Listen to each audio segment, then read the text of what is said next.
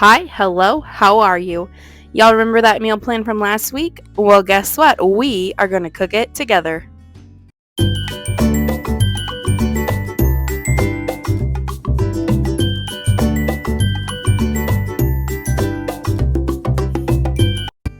Jumping right in, we are going to do our one pan pork chops.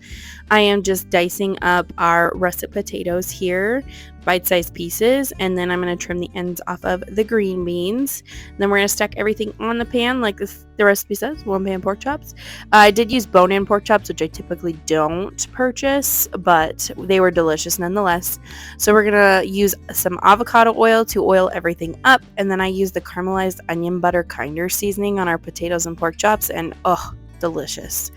I like to use the garlic and herb on the green beans because there's like a lemon something in the garlic and herb that's just to die for. So mix everything up, flip the pork chops, season both sides, and then we're going to bake these at 375 for about 25 to 30 minutes or until they're done and the potatoes are fork tender.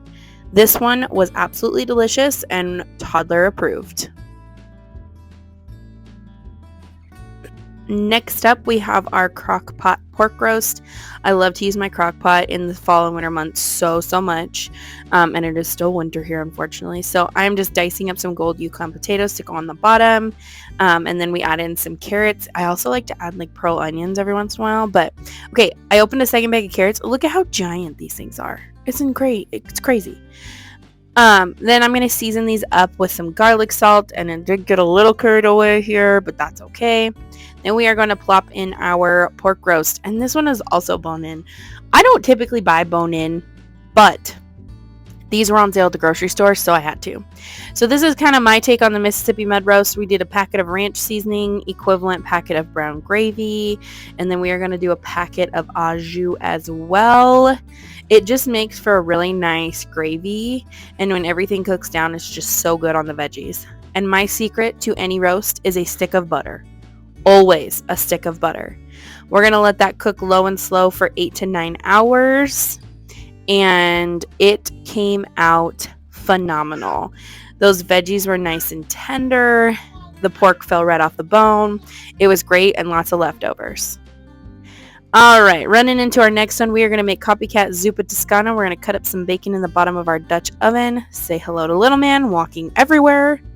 We're going to brown this up, and please disregard my filthy stove. There's only so many things I can clean in a day. We next are going to add in our pork sausage to brown up with the bacon. And yes, I know I need one of them fancy meat mashers. It's in my Amazon cart. I just haven't bought it yet, but I will eventually get one. I know I need one.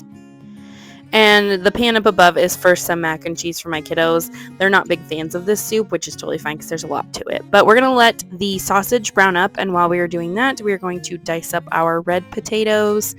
The recipe I followed does call for red potatoes, but I've also used Yukon Golds when I've made this soup, so easy peasy. And I'm really sad. I've lost all my sizzling audio because of having to re-upload this video like 3 times, so I'm so sorry. It was really good. So once our pork is browned and our bacon looks delicious, we are going to add in our onions and a healthy scoop of garlic, minced garlic. And if you don't like to cook with garlic, you might just want to leave now because we love us garlic around here. So then we are going to add in our potatoes. I always just stack mine in the lid of my Dutch oven because it's just easier. We're going to follow that up with a can of chicken broth.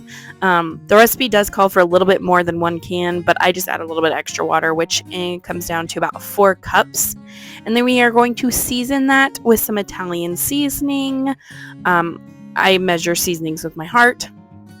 And then while that is boiling, we are going to make our copycat breadsticks. So 2 tablespoons of butter, a good smattering of garlic salt, and we are just going to lather these bad boys up. Oh my goodness. When I figured out how to do this, my life changed forever. We do this with spaghetti, with any kind of pasta, and with this soup in particular because they're so good. So we are going to bake these at 375 for 25 minutes. Once our soup is boiling and our potatoes are fork tender, we are going to add in a cup of heavy cream and a big old bunch of kale. I did use a lot of kale in this batch because it was the end of the bag and I didn't want it to go bad. So I did add a little bit more cream just to balance it out, but this one was good. And there goes my camera. The breadsticks come out of the oven about the same time as the soup, and they look so good, golden brown and delicious. So this soup makes a huge portion.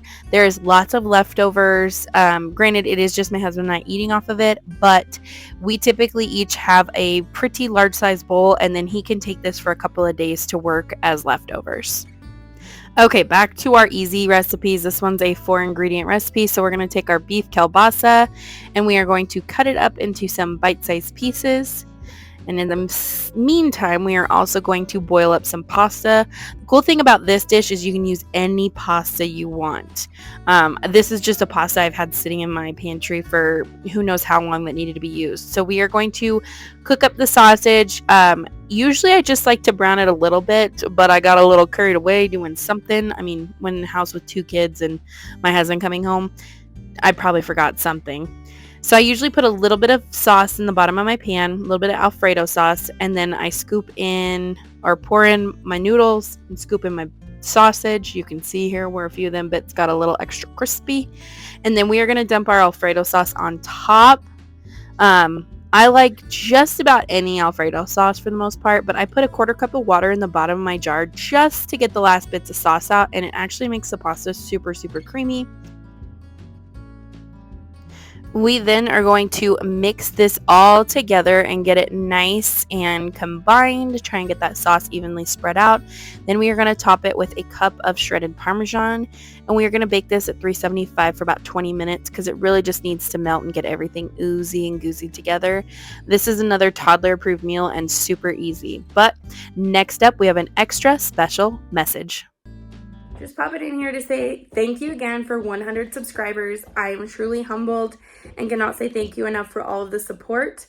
And to show my gratitude for your support, we are going to do a 100 subscriber giveaway where we will be giving away a $15 Amazon gift card. So what I need you to do is be publicly subscribed to my channel, like and comment on this video. In the comment, let's have you leave, should have thought this through. Let's leave the pink double heart emoji because that one is my favorite. And you must also follow me on Instagram at Curvy E _Chronicles because that is how I will get a hold of you in order to get your email to get you that gift card. But again, thank you so much. I will leave all the rules in the description box below. And thanks so much for being here. All right, and getting into one of our final recipes. This one is Cowboy Casserole, so we are just frying up our bacon, and for this recipe I like to make it extra crispy because it makes it easier to crumble up into our casserole dish. But we're just frying that up, and then once our bacon is totally crispy and done, we are going to dump out about most of the grease but leave just enough that we can cook our beef in. And yes, we know the meat masher, I will get one, I promise. But we are going to cook up that ground beef until it is nice and browned. And then we are going to add in a can of corn, a can of cream of mushroom soup. And then I use the cream of mushroom soup can to add in our milk because this recipe does call for a 1/4 cup of milk. I just add it into the can, swish around. And then we are actually going to add in a 1/4 cup of sour cream as well. And I swear, it never wants to come out, that's right. And then cheese.